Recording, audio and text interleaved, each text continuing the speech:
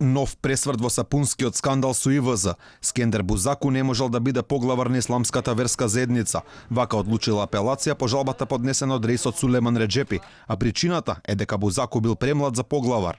Тој за Алфа вели дека се уште не добил пресудата, а прашува како таа стигнала во ИВЗ, бидејќи како што вели, истата се уште не пристигнала ниту во првостепениот суд. Бузаку порачува дека било каква одлука нема да го спречи да продолжи со бомбите против Реджепи, откако рейсот него испочитува рокот од 72 часа да си замине од ИВЗ.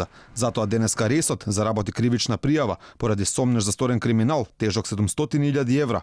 Бузаку тврди дека Реджепи перел пари, измамувајќи над 800 лица кои годинава отишле на аджилак. ИВЗ платил такса по 800 евра за едно лице преку посредник приватна компанија Amjad Al Salam for Hotels.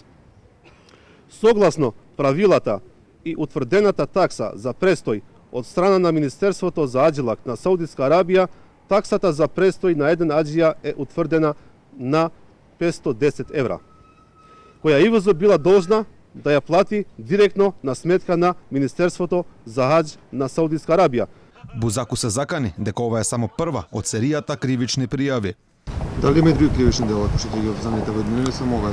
Не има други кривични дела. Има. Да, има. А за нив денеска поднесете? Значи, основни